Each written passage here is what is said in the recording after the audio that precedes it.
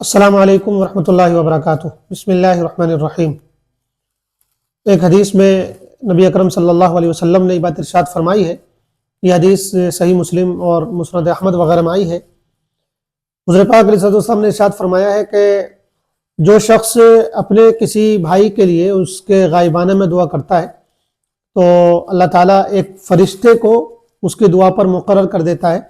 جو اس کی دعا کے ساتھ ساتھ آمین کہتا ہے اور یہ کہتا ہے کہ جو تو اپنے بھائی کے لیے دعا کر رہا ہے اللہ تعالیٰ تجھے بھی ویسی ہی چیز عطا فرمائے۔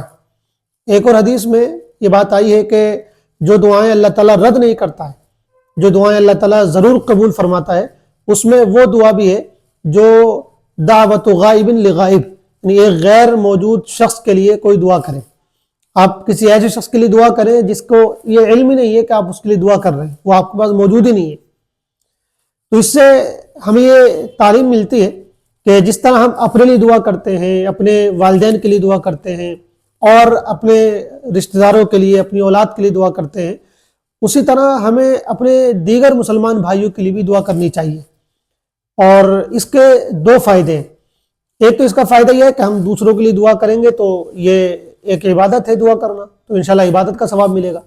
دوسرا اس کا ایک فائدہ یہ بھی ہے کہ اس کے اندر جو ہے اس بھائی کے لیے گویا کہ ہمارے اندر محبت پائی جا رہی ہے۔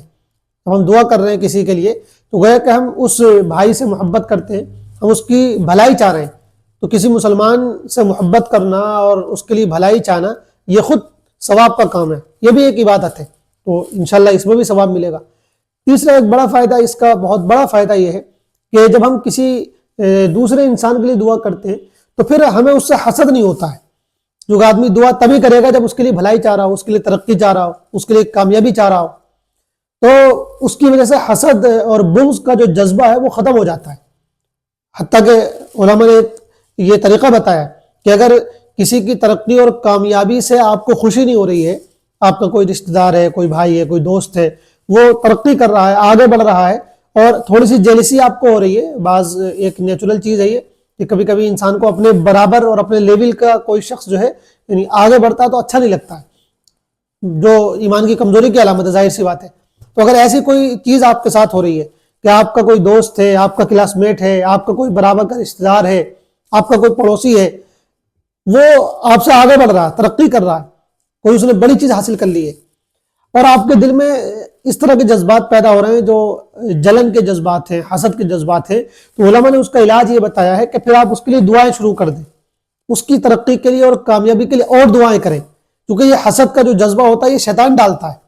جب آپ اللہ تعالیٰ سے اس کے لیے بھلائی کی اور کامیابی اور ترقی کی دعا کریں گے تو پھر ظاہر بات ہے اس کا یہ حربہ، شیطان کا یہ جو ہتھیار ہے یہ کامیاب نہیں ہوگا، پھر وہ آپ کے دل میں اس کے خلاف جلن اور حسد پیدا کرنا چاہتا ہے، لیکن آپ اللہ تعالیٰ سے اس کے لیے ترقی کی اور کامیابی کی دعائیں کر رہے ہیں تو یہ جذبہ خود بخود ختم ہو جائے گا۔ تو یہ بہت اچھا علاج بھی ہے۔ تو یہ ہم کو اپنا معمول بنانا چاہیے، اپنے ان تمام بھائیوں کے لیے جن کو ہم جانتے ہیں، جن کو نہیں جانتے ہیں، ان سب کے لیے بھی، اور خاص طور سے جن کو ہم جانتے ہیں، اور پھر ان میں بھی جو ہمارے محسنین ہیں، جن کا ہم پر کوئی احسان ہے کسی بھی طرح کا، ان کو اپنی دعاؤں میں ضرور یاد رکھیں۔ اور اس میں جو ہے ہمارا ہی فائدہ ہے۔ ہمارا فائدہ یہ ہے کہ جیسا کہ حدیث ہم نے شروع میں ذکر کی کہ جب ہم کسی دوسرے کے لیے دعا کرتے ہیں تو ایک فرشتہ ہماری دعا پر آمین کہتا ہے اور یہ کہتا ہے کہ جو تو اپنے بھائی کے لیے دعا کر رہا ہے وہی اللہ تعالیٰ تجھے بھی دے۔ تو گویا کہ ہم اپنے لیے دعا کریں گے تو صرف ہمیں جو کچھ مانگ رہے ہیں وہ ملے گا، لیکن ہم جب دوسرے بھائی کے لیے دعا کر رہے ہیں تو اس کو تو ملے گا، ہم کو بھی ملے گا، تو ایک دعا سے گویا کہ دو فائدے حاصل ہوں گے۔ اس لیے ہمارے بعض اسلاف کے بارے میں آتا ہے کہ جب وہ کوئی اپنے لیے بھلائی مانگنا چاہتے تھے،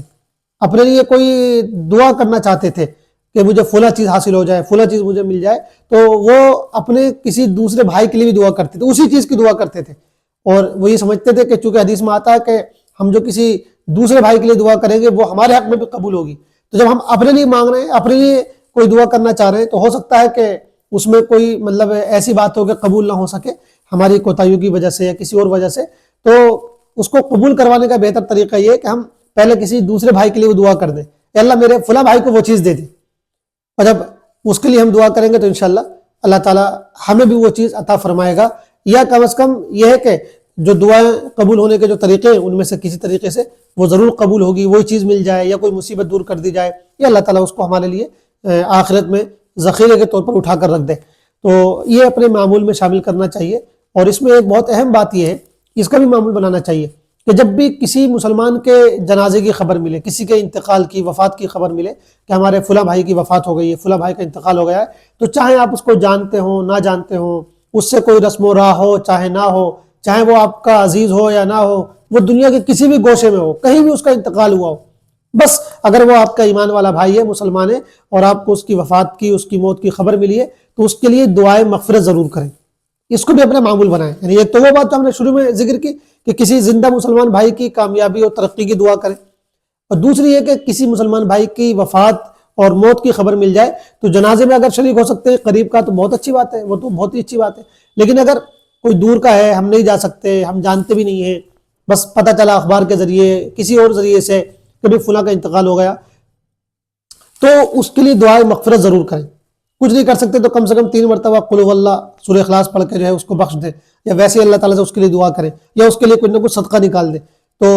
انشاءاللہ امید ہے کہ جب ہم اپنے تمام بھائیوں کے لیے ان کی موت کے بعد اس طرح دعائے مغفرت کریں گے، جب ہمارا انتقال ہوگا تو اللہ تعالیٰ بھی کچھ ایسے بندے کھڑے کر دے گا جو ہمارے لیے مغفرت کی دعا کریں گے، اور اس طرح امید ہے کہ اللہ تعالیٰ ہماری بخشش کا سامان پیدا فرما دے گا۔ اللہ تعالیٰ ہم سب کو عمل کرنے کی توفیق عطا فرمائے۔ السلام علیکم ورحمۃ اللہ وبرکاتہ۔